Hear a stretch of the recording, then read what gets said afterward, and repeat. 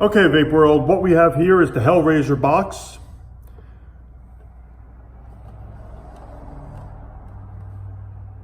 This is 5 batteries, 18650, ran in parallel. The battery compartment's right on the bottom, just opens up with ease. Nice and clean.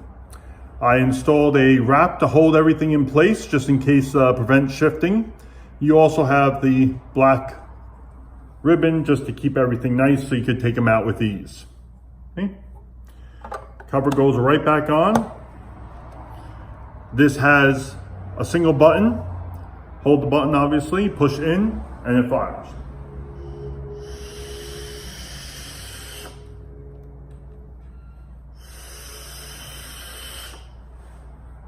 And that's it. Plain and simple. Vape on.